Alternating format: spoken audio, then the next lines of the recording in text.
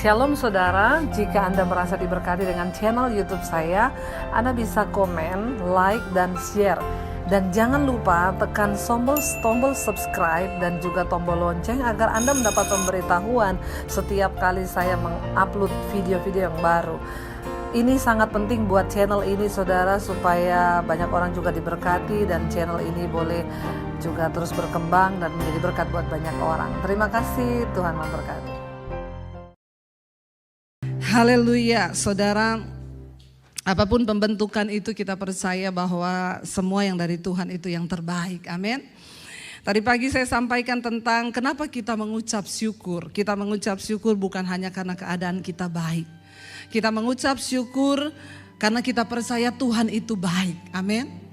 Bukan karena keadaan kita baik, tapi karena Tuhan itu baik. Tadi pagi saya sampaikan saudara, bangsa Israel ketika mereka keluar dari tanah perbudakan di Mesir, Tuhan sengaja membuat mereka berputar. Ada jalan yang lebih dekat, ada jalan yang lebih singkat untuk mereka bisa sampai ke tanah perjanjian. Yaitu melewati negeri orang Filistin, itu cuma beberapa hari. Tapi mengapa Tuhan bawa mereka berputar? Karena Tuhan tahu yang terbaik bagi bangsa itu. Alkitab berkata Tuhan tahu kalau mereka melewati negeri orang Filistin, pasti mereka akan dihambat, diserang oleh orang Filistin, dan mereka akan balik lagi ke Mesir. Mungkin engkau berkata, kenapa lama? Kenapa Tuhan bawa berputar hidupku? Kenapa masalah ini tidak cepat selesai? Percayalah, Tuhan punya rencana yang terbaik. Sekalipun mungkin kita merasa itu tidak baik, tapi kita tahu bersama bahwa Tuhan itu baik. Tadi pagi saya sampaikan, kita bersyukur bukan karena keadaan kita baik, tapi karena rencana Tuhan itu baik. Sekalipun keadaan kita nggak baik, Tuhan tetap baik. Rencananya itu tetap yang terbaik. Tapi ya itu, manusia sama Tuhan beda tipis. Tuhan Maha tahu, kita sok.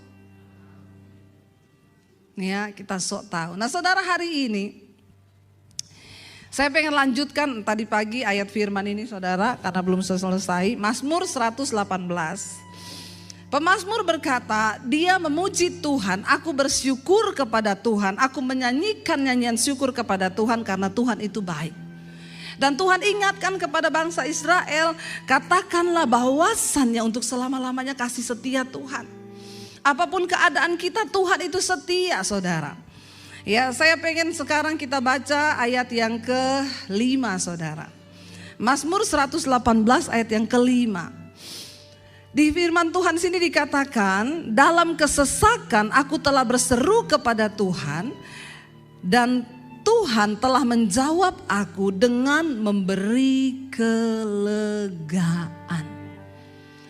Ayat ini tidak berkata dalam kesesakan aku berseru kepada Tuhan lalu Tuhan memberi aku jalan keluar. No, ayat ini berkata di dalam kesesakan aku berseru kepada Tuhan dan Tuhan memberikan kelegaan. Seringkali Tuhan belum beri jalan keluar, tapi dia beri kita kelegaan di dalam setiap persoalan. Dan itu kita sudah lebih dari pemenang. Amin saudara. Makanya di ayat yang lain firman Tuhan berkata, berbahagialah orang yang bertahan di dalam pencobaan. Tidak dikatakan berbahagialah orang yang memiliki jalan keluar dalam pencobaan. Tidak dikatakan berbahagialah orang yang mendapat jawaban dalam pencobaan. Tapi ayat firman Tuhan berkata, berbahagialah mereka yang bertahan di dalam pencobaan. Karena Tuhan punya time limit atas setiap masalah kita. Jangan buru-buru mau cepat keluar saudara. Ya, makanya kalau ada jemaat datang, Bu doakan Bu biar cepat rumah tangga saya dipulihkan. Biar cepat keuangan saya dipulihkan. Biar cepat utang saya lunas. Biar cepat. Orang Kristen itu selalu pengen yang cepat, yang instan. Karena kebanyakan makan mie. Kemarin di retreat aja hadiahnya Indomie. Ya, Dikasih Indomie saudara ya. Makanya saya tadi pagi saya sampaikan, prajurit itu beda yang makan daging sama makan Indomie. Yang makan daging nyanyinya dari Sabang sampai Merauke. Yang makan Indomie dari Sabang sampai Merauke ya. Beda saudara, mentalnya itu udah beda.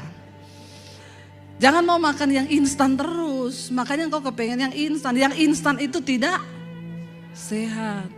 Bilang kanan kirimu, yang instan itu gak sehat. Amin. Yang cepet itu gak sehat. Ya bubur instan sehat gak? Gak sehat, dan saya gak pernah mau makan bubur instan. Ya, karena pasti itu bahan kimianya banyak. Yang instan itu gak sehat, gak baik. Demikian juga dengan pertumbuhan iman kita. Tadi pagi saya sampaikan, toge itu instan. Tapi nasibnya juga cuma 1 malam jadi, besok jadi bakwan, habis itu keluar di toilet. Cuma seperti itu. Gak ada sesuatu yang indah itu instan, gak ada. Kenapa pohon bisa menjadi mahal? Bonsai saudara. Kemarin saya ke Surabaya ketemu sama jemaat, dia punya tanaman bonsai. Saya ke situ, dia bilang ini sudah ditawar 500 juta bu. Bapak gak kasih? Enggak, kenapa? Ini saya pelihara 40 tahun. 40 tahun? Iya.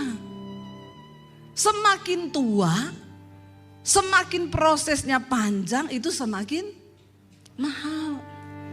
Tadi pagi Pak Lukas bilang berlian itu saudara semakin dikikis semakin mahal. Semua yang melewati proses yang panjang itu pasti semakin baik. Makanya jangan mau jadi Kristen instan. Ketika engkau mengalami pencobaan, ayat ini berkata, ya dalam kesesakan aku telah berseru kepada Tuhan dan Tuhan menjawab aku dengan memberi bukan jalan keluar, kelegaan. Sekarang saudara mengalami proses, hatimu lega enggak? Kalau masih ngap-ngap, belum lulus. Waktu kita difitnah, waktu kita dihina, saat kita masih marah, kita masih deg-degan, berarti belum lulus. Tapi ketika kita difitnah, kita bisa berkata terima kasih Tuhan, difitnah lagi, puji Tuhan. Itu lega namanya. Dan Tuhan itu melihat respon hatimu. Cepat atau lambatnya persoalan itu tergantung bagaimana kita berespon kepada firman Tuhan. Saudara bayangkan bangsa Israel, mereka sudah berjalan jauh. Tinggal besok mau masuk tanah perjanjian, tinggal besok. Tuhan bilang negeri itu sudah di depan matamu. Kirim dulu pengintai untuk mengintai sebelum engkau memasuki negeri itu. Dikirim pengintai, mereka lihat. 12 pengintai dikirim mewakili 12 suku Israel. Bukan orang sembarangan, Tuhan bilang pilih para pemimpin. Karena para pemimpin itu cara pandangnya berbeda. 12 orang masuk, yang 10 membawa kabar busuk. Alkitab menulis 10 orang membawa kabar busuk. Mereka berkata, negeri itu baik, penuh berlimpah susu dan madu. Dia punya anggur 1 tandan dipikul 2 orang. Saking gedenya saudara. Apa yang kami tidak pernah lihat di sana tuh ada. Anggurnya 1 tandan dipikul 2 orang loh. Gede gak saudara? Wow. Semua berkata baik, tapi 10 orang berkata tidak mungkin kita bisa masuk. Kita ini di depan mata orang-orang Kanaan cuma seperti belalang. Negeri itu dengan orang-orang enak, tinggi, besar, raksasa. Tidak mungkin kita bisa masuk ke sana. 2 orang berkata, memang negeri itu berlimpah susu dan madu. Hasil tanahnya luar biasa. Dan mereka 2 orang ini, Yosua dan Kaleb bilang apa? Kalau Tuhan sudah berjanji akan memberikan negeri itu, Tuhanlah yang akan memberikan bagi kita. Tuhan yang berjanji memberikan bagi kita. Kita nggak perlu takut, kita nggak perlu mikir. Apa yang terjadi? Saudara, 10 orang pengintai berhasil membawa kabar busuk. Dan memang rasanya hari-hari ini pun kabar busuk itu lebih menarik daripada kabar baik. Ya enggak? Ya, bad news itu lebih enak daripada good news. Saya ingat waktu kami kecelakaan mobil satu keluarga, akhirnya mobil terbalik, saya keluar dari mobil bawa anak-anak, suami masih tinggal di situ. Lalu orang datang nolong, ayo Bu kita ke puskesmas karena mengikuti cari rumah sakit terdekat. Itu prosedur orang kecelakaan, LLAJR langsung bawa kita lari. Sampai di rumah sakit terdekat kami diperiksa, puji Tuhan gak ada apa-apa saudara. Mobil hancur 80% tapi tidak ada satu luka pun di dalam tubuh kami. Itu luar biasa Tuhan. Jadi kami sambil nunggu suami lagi nunggu di mobil ngambil barang-barang sama urusan sama polisi. Karena itu jalan tol berhenti semua. Mobil kami terlempar dari ruas ini ke ruas sebelah. Macet total, jadi kita sambil nunggu tiba-tiba wartawan datang. Kami nunggu di ruang tunggu rumah sakit sambil nonton film India di situ. Karena memang yang ada hanya film India. Ya, yang ada di situ hanya film India. Jadi kita sambil ketawa-ketawa tuh ngomong gini, ini film gak selesai-selesai ya dari zaman dulu. Lalu wartawan datang pakai kamera, lari-lari. Suster, saya mau lihat korban kecelakaan tadi. Yang di tol itu yang mobilnya hancur. Terus susternya bilang, kayaknya ibu ini sama anaknya. Bukan yang mobil tadi, yang hitam ada di situ tadi. Katanya dibawa ke rumah sakit ini. Iya, katanya ibu ini sama anaknya. Lalu dia datang, Bu, ibu tadi korban kecelakaan itu? Iya. Mobilnya hancur 80% itu? Iya. Ibu yang di mobil hitam itu? Iya. Dia kayaknya sedih melihat keadaan kami baik-baik saja, saudara. Dia kepengen kita itu patah kaki lalu diwawancara begini ya. Iya saya mas saya. Jadi saya bilang iya saya. Yang mobil hitam loh, yang hancur itu loh Bu. Iya kami mas. Saya ini dari stasiun TV mau wawancara. Iya kami. Jadi kamu jadi gak wawancarai saya? Iya Bu jadi Bu jadi. Ceritain aja kronologisnya. Tidak bersemangat. Karena bad news itu lebih menarik daripada 10 pengintai berkata gak mungkin, kita ini cuma seperti belalang, gak mungkin kita masuk ke negeri itu. Yosua dan Kaleb berkata, kalau Tuhan yang berjanji kita gak usah mikir, Tuhan yang akan beri. Saudara, apa yang terjadi? Di sini saudara menyambut dengan tepuk tangan, tapi di waktu itu enggak. Bangsa Israel ambil batu, mereka mau melempari Yosua dan Kaleb, mau merajam mereka sampai mati.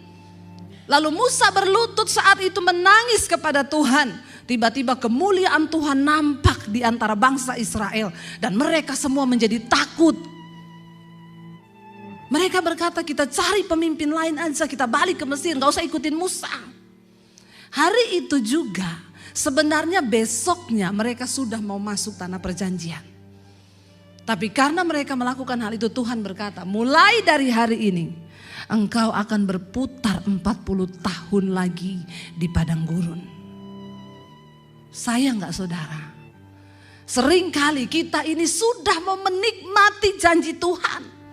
Kenapa banyak orang Kristen cuma berputar. Karena engkau berespon salah ketika engkau diproses. Berseru kepada Tuhan. Di dalam kesesakanmu yang terpenting adalah engkau memperoleh kelegaan dulu saudara. Karena kelegaan akan membuat engkau bisa bersyukur sekalipun engkau belum melihat jalan keluar. Waktu engkau lega engkau bisa berkata terima kasih Tuhan. Aku lega karena aku percaya rencanamu itu yang terbaik. Aku bersyukur bagi semua yang terjadi di dalam hidupku. Karena Tuhan tidak pernah salah. Itu yang harus kita lakukan. Supaya kita ini mendapat kelegaan. Di dalam setiap proses kita butuh kelegaan. Ya, jangan cepat-cepat minta jalan keluar dan Tuhan juga tidak pernah terlalu cepat. Karena dia tahu kalau terlalu cepat kita pasti salah jalan. Saya tadi pagi berkata, saya ini ikut Tuhan puluhan tahun, 95 saya bertobat terima Yesus. Saya diproses Tuhan berakar ke dalam. Itu juga puluhan tahun. Saya ini nama saya baru muncul gara-gara pandemi ini di YouTube. Makanya banyak orang berkata, siapa itu Debbie Basir? Hamba Tuhan dari mana? Kita nggak tahu.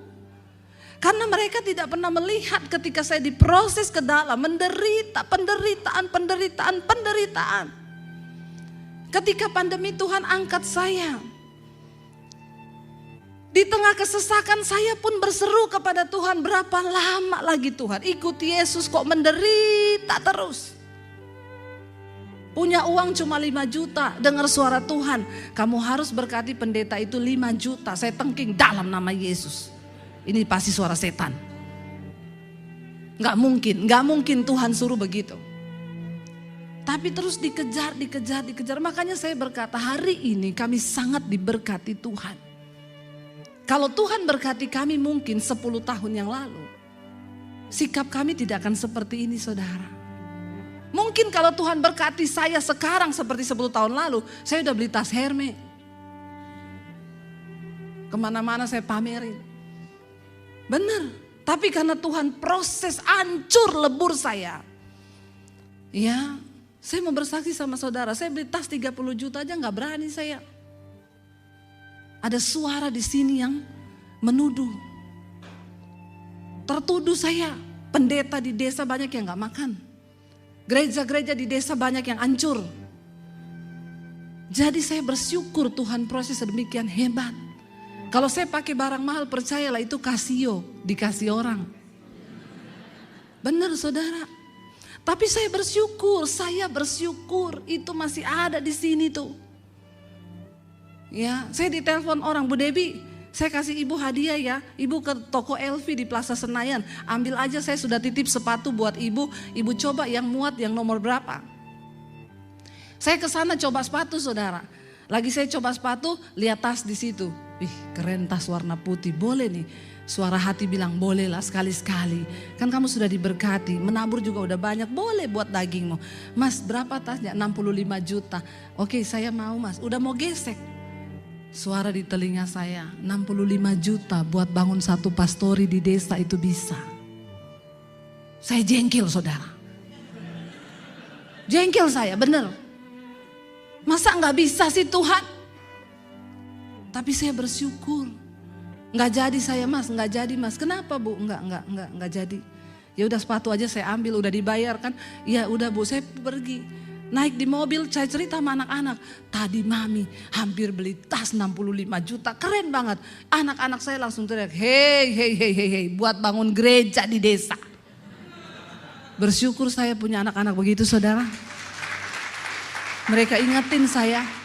Saya bilang iya, itu juga tadi yang Roh Kudus ngomong.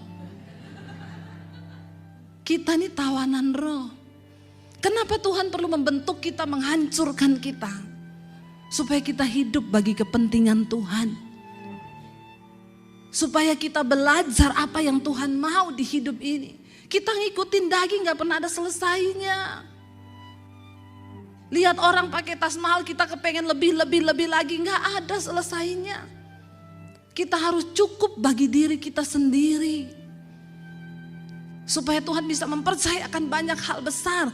Kenapa saudara? Tuhan itu membentuk kita ya supaya kita ini mengerti. Karena untuk menyelaraskan cara pikir bangsa Israel dengan cara berpikir Tuhan, itu membutuhkan waktu puluhan tahun. Mengeluarkan mereka dari Mesir cuma butuh waktu beberapa hari. Tapi mengeluarkan Mesir dari otaknya bangsa Israel itu butuh waktu 40 tahun.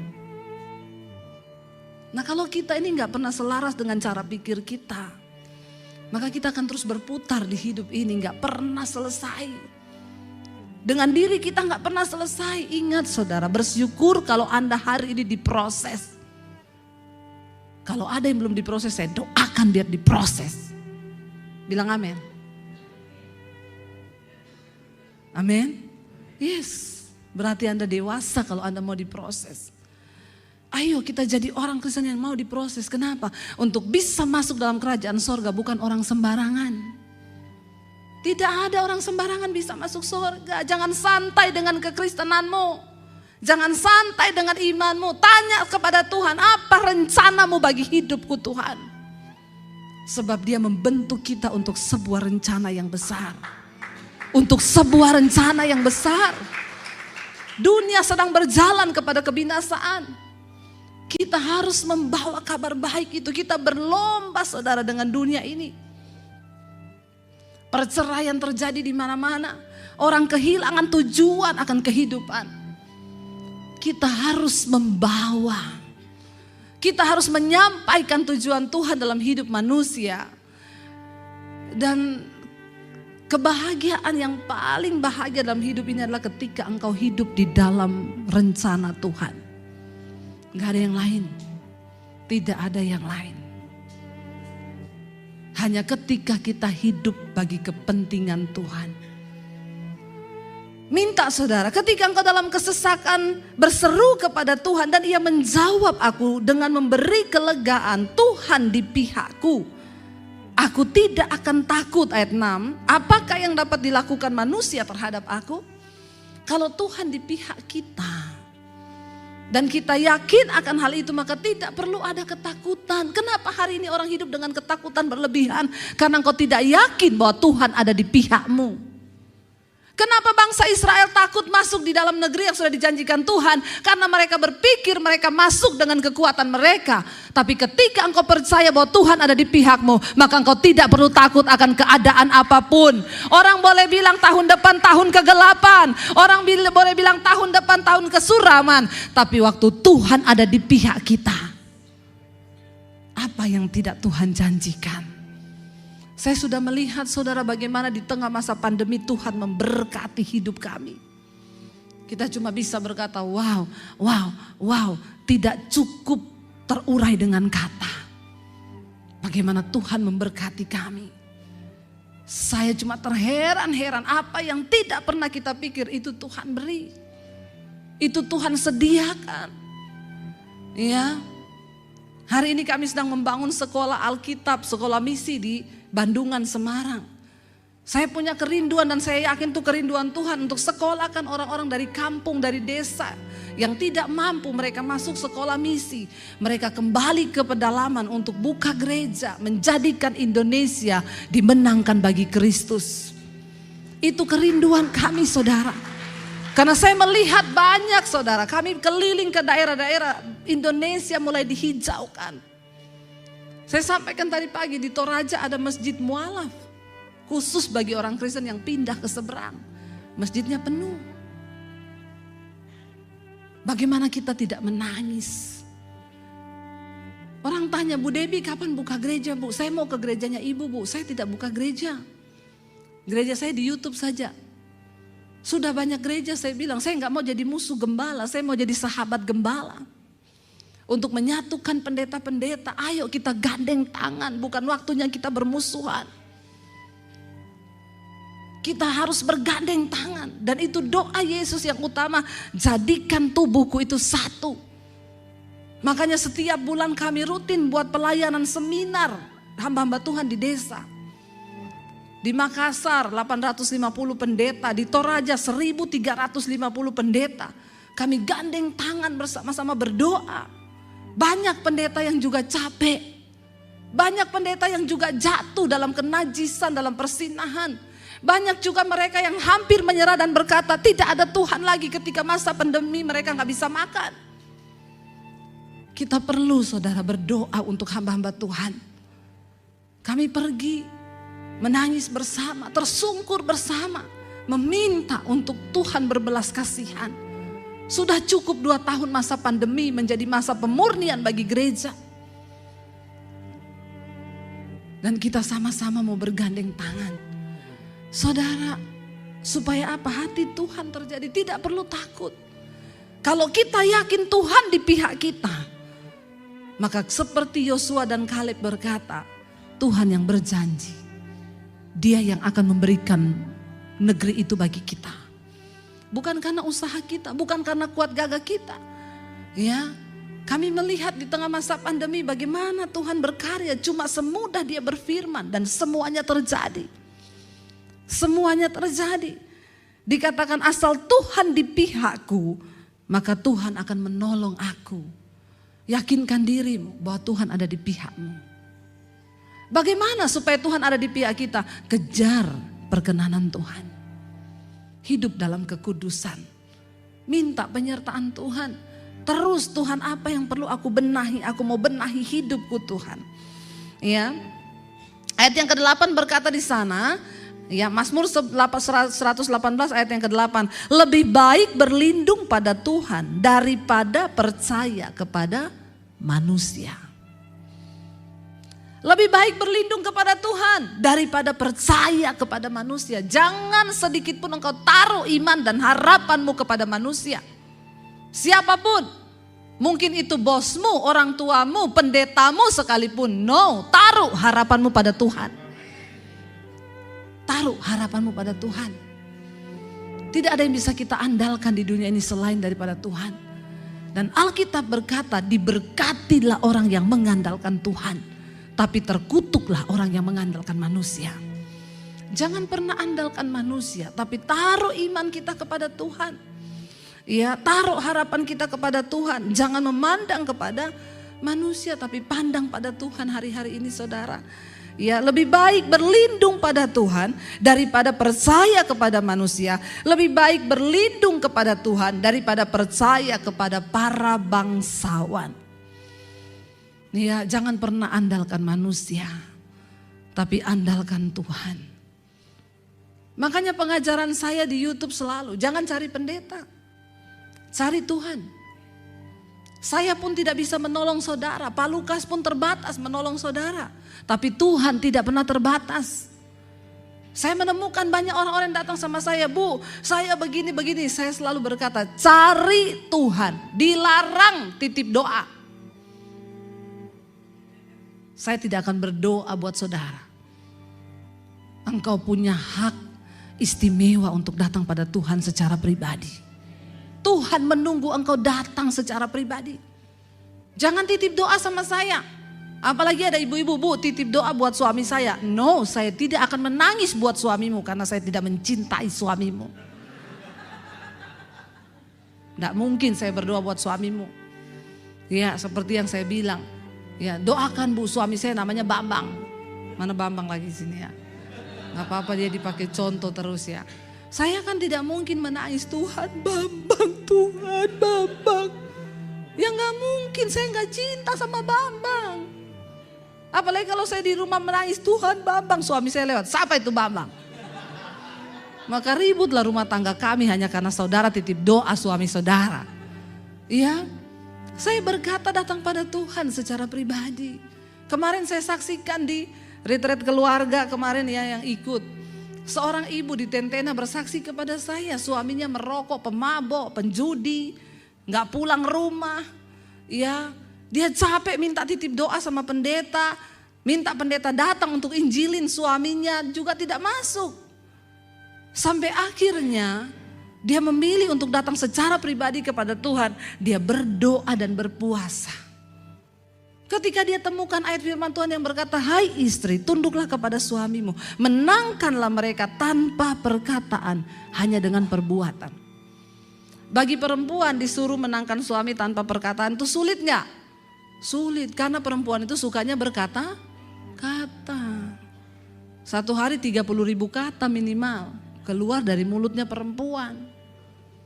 Ya, saya bersyukur saya ini jadi pengkhotbah, jadi kata-kata saya sudah banyak keluar di khotbah. Jadi lain-lain tuh saya sudah diem. Ya bayangkan pagi khotbah, malam khotbah, belum siang kalau ada pelayanan harus khotbah lagi. Makanya kalau habis khotbah di mobil sama suami saya cerita terus. Saya kadang ngomong sama dia, kamu tuh cerewet banget ya say. Dia bilang kan kamu sudah keluarkan 10.000 kata tadi khotbah, jadi kamu sudah diem aja lah, saya ini belum katanya. Ya udah, jadi saya dengerin dia saudara. Ya, lalu ibu itu bilang, saya mencoba mempraktekkan firman itu, Bu. Saya doa kepada Tuhan, saya stop.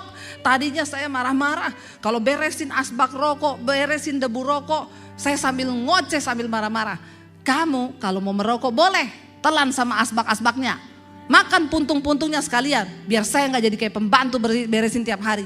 Ribut, kalau udah gitu ribut, suami marah. Sampai akhirnya dia memutuskan untuk datang pada Tuhan. Menjadikan Tuhan satu-satunya sandaran dalam hidupnya. Lalu dia mulai berdoa berpuasa. Tiba-tiba suaminya dijamah Tuhan, kerasukan. Ternyata ada roh jahat di dalam diri suaminya. Malam-malam kerasukan. Dia bilang sama istrinya, jangan kamu cari-cari pendeta lagi. Jangan dengerin khotbah-khotbah, itu pendeta semua nabi palsu. Matanya merah menyala. Istrinya bilang, ini bukan suamiku. Ini pasti kuasa jahat. Lalu istrinya mulai tumpang tangan suaminya dalam nama Yesus.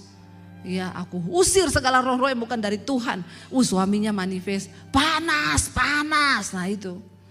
Ibu-ibu seringkali suami-suami belum bertobat tuh bukan dia lagi, di dalamnya ada setan.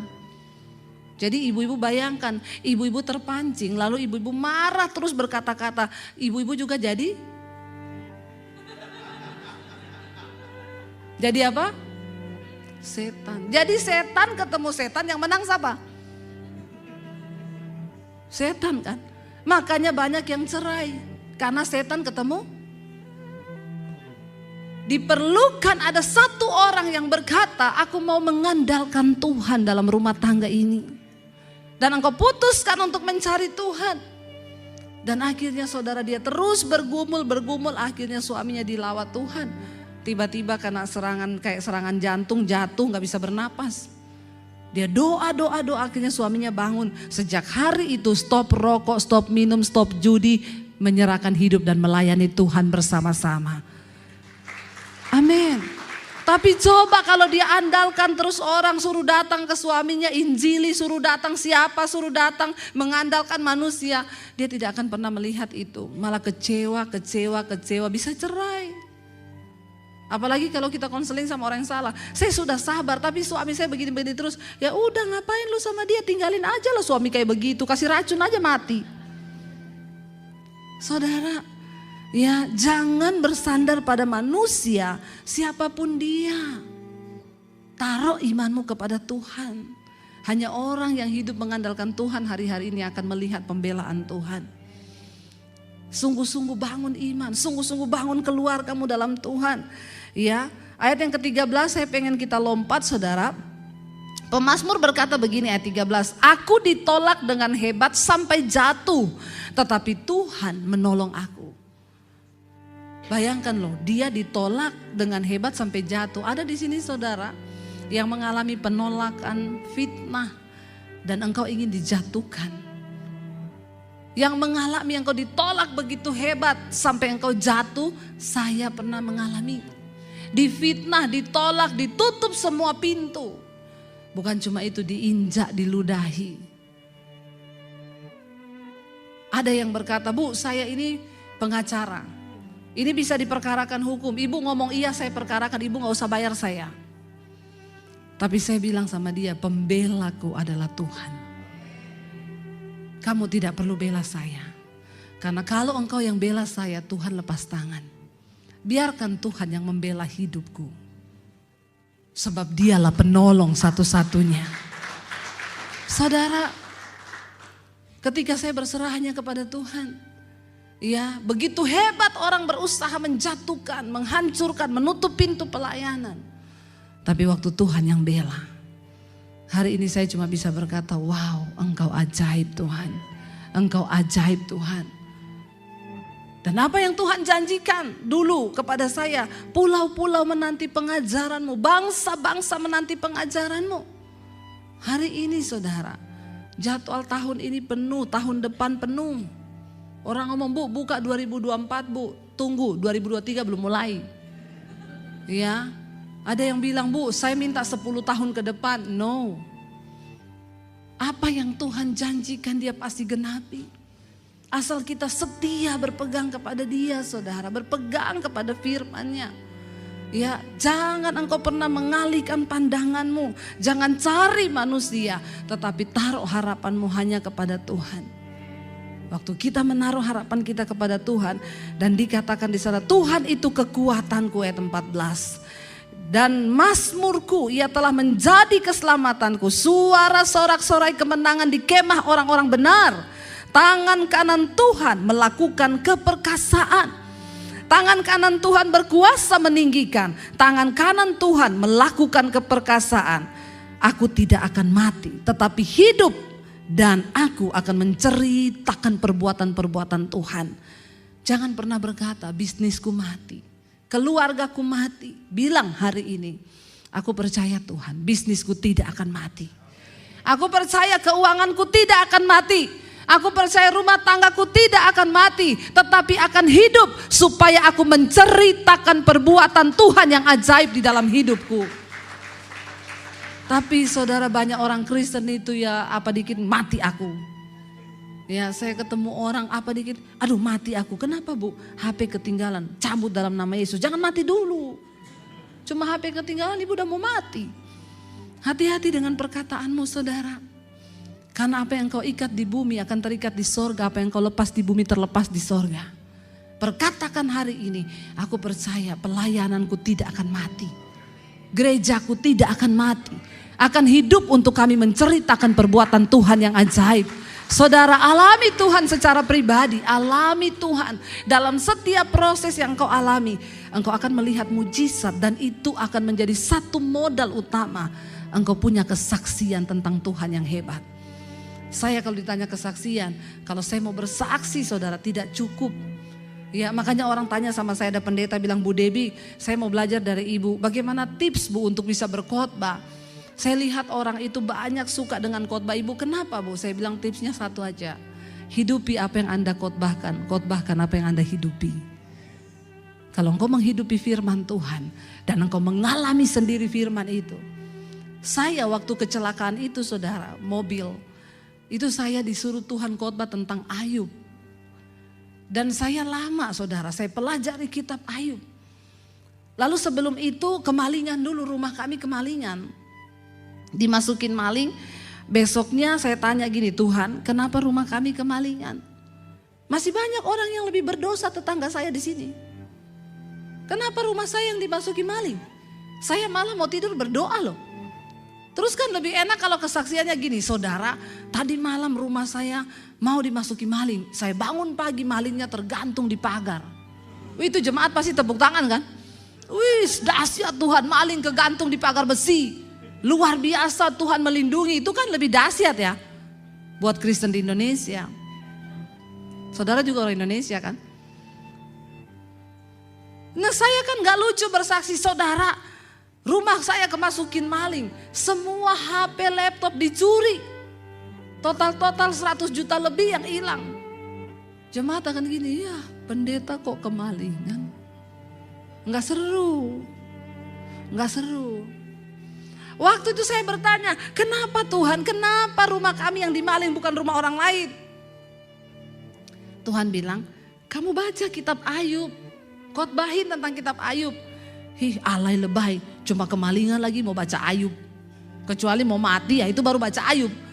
1 minggu kemudian kami kecelakaan mobil. Saya bilang ini udah gak main-main Tuhan, ini hampir mati bener. Mobil terbalik di jalan tol, hancur 80%. Saya baca itu kitab Ayub. Saya baru bisa mengkhotbahkan kitab Ayub karena saya sendiri mengalami benar-benar hampir mati. Dan khotbah itu menjadi powerful. Tapi saya bilang sama Tuhan, jangan gini lagi lah Tuhan. Masa saya harus mengalami dulu? Tapi beda kalau kita mengalami lebih dulu. Makanya siap-siap Pak Lukas. Kita ini mau khotbah apa, biasa diizinkan dulu. Ya kita mau khotbah tentang ucapan syukur, diizinkan dulu kita ini difitnah, diizinkan dulu kita ini direndahkan, diizinkan dulu di ini. Supaya kita tahu. Waktu kita baca ayat itu, oh iya ini dulu pernah aku alamin. Iya betul sekali ini. Amin. Saya berdoa saudara mengalami firman Tuhan. Sehingga firman itu bukan hanya menjadi logos tapi menjadi rema dalam hidup kita. Saya undang para imam musik maju ke depan. Biarlah kita mau bersyukur hari ini, kita mau berkata penolongku hanyalah dirimu Tuhan. Bahkan engkau penghibur di dalam hidup kami, apapun proses yang sedang kami alami hari ini, kami mau terus menaruh harapan dan iman kami kepada Tuhan. Sebagian berkata, bahkan seluruh dunia berkata, tahun depan adalah tahun kegelapan.